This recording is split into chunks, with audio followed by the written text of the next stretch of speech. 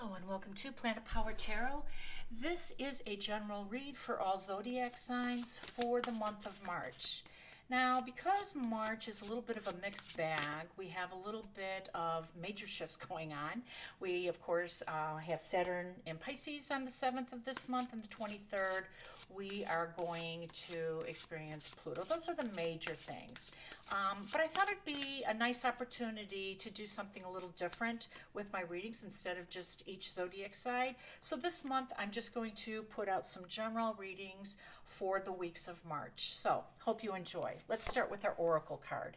Victim mentality. You are learning to understand that everything happens through you, not to you. Well, that's a powerful message. We are all in this together. This is a collective effort, and sometimes the message isn't for us, it's for somebody else, and we're the conduit. So the victim mentality that we all can fall prey to needs to be looked at differently, right? To have a different perspective and to realize that this is a learning opportunity and that everything happening through you, not to you. So now we'll start with a few of our tarot, and these cards have been prepared to optimize our time together. All right, well, first out of the gate, that's interesting. So this is the Devil. This is Capricorn. And of course, Capricorn, we'll talk a little bit more about it, but Capricorn's activated because Pluto is getting ready to leave the sign of Capricorn, which is what this card represents, and move into Aquarius. 10 of Swords.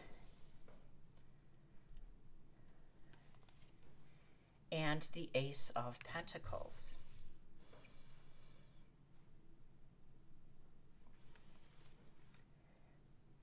Nine of Swords.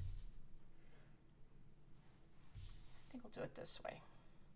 Nine of Swords, Six of Swords, and Three of Swords. Okay, we have some strong energies here. I'm glad that this oracle card showed up, victim mentality, because when we look at the 10 of Swords, the Three of Swords, and the Devil, and even this Nine of Swords, even though this is what we're experiencing mentally, the anguish, the anxiety, the fear, all those low vibrations, the Three of Swords talks about heartache. All right, so let's see what else we can find out. Embrace the flow of life. Okay, good message.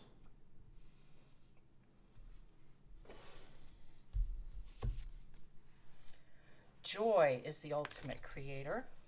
That's interesting that showed up. It's hard to feel joy when we have such low vibration energies, right? But we'll see what the cards say. Staying focused. Hold the course.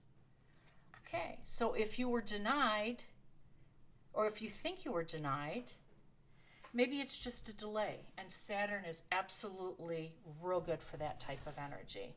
And then last but not least, we have over here, Pluto. Wow, he showed up. Okay, so we have a story. Let's take a look at this together. So, victim mentality. Learning to understand that everything happens through you, not to you. And I like that message, especially with the staying focused, this holding the course, because if we fall into this victim mentality, which by the way is the Nine of Swords, and it can be the 10 of Swords and Three of Swords, all of these swords here, if we stay in this energy too long, then that's the energy we bring in, this victimhood, this defeat. And joy is the ultimate creator. So I know I'm jumping around a little bit, but 10 of Swords is an ending. And it is next to this beautiful new Ace of Pentacles, which is an offer for a brand new beginning. One that's going to perhaps create this financial opportunity for you, because of course Pentacles representing that. But without a doubt, the message is a complete transformation from Pluto, because that's what Pluto says. Pluto is definitely a planet of wealth and power, transformation. It's about control. And it is definitely asking you for a complete transformation before you can begin again. That's what the devil also talks about, this unhealthy attachment to perhaps this victim mentality. When you untether from this, when you release this, now that's not to say that this 10 of Swords didn't happen to you. And this ending was painful for you. This ending felt like a betrayal for some of you. It was painful. It was a long period where you probably stayed too long. I know I've been guilty of that. And in the end, it has taught you that you have no other choice, right, but to get to the other side of this as quickly as possible. And I do believe for some of you, and I'm sorry for that it was a relationship of some kind or something very close to your heart. And so that was the sadness and the sorrow and the grief that put you in this painful 10 of Swords ending. But don't fall for the victim mentality, meaning, we acknowledge this. We honor it and we release it, and we want to open up our space for joy because we know that it is the ultimate creator.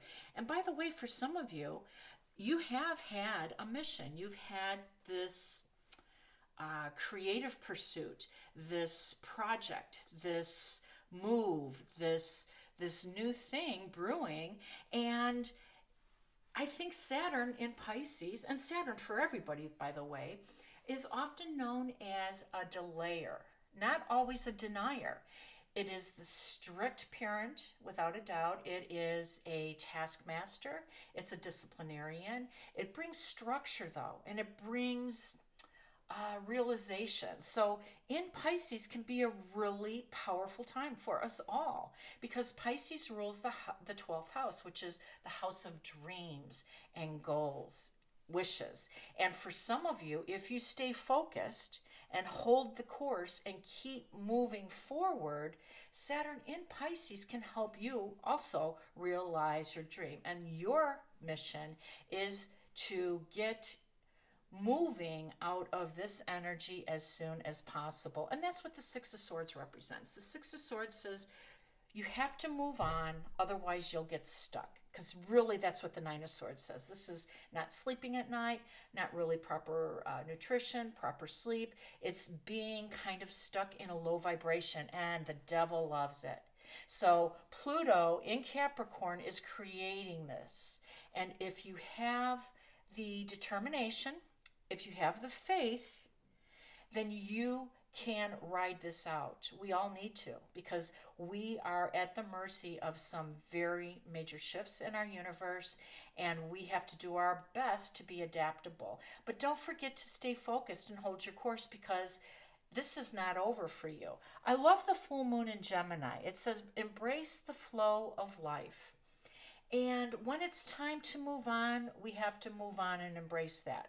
When it's time to kind of create some joy or find something joyful, we need to do that. And I know it sounds very rudimentary, but sometimes we're just going to get one step at a time, one step at a time. And that's the energy I'm feeling right now for us all. So we need our faith, we need our spiritual compass, and we need to stay focused and to stay the course. If you're on your soul's path and you are willing to untether from this energy, Pluto is moving on to Aquarius the 23rd. And when he does, it's a whole new ball game, because Aquarius is for the collective. It's not a single-minded solo pursuit. Aquarius pushes us further into the future and brings us all along for the ride, because Uranus is its ruler. So I hope this resonated for some of you. If it has, can you please like, share, and subscribe?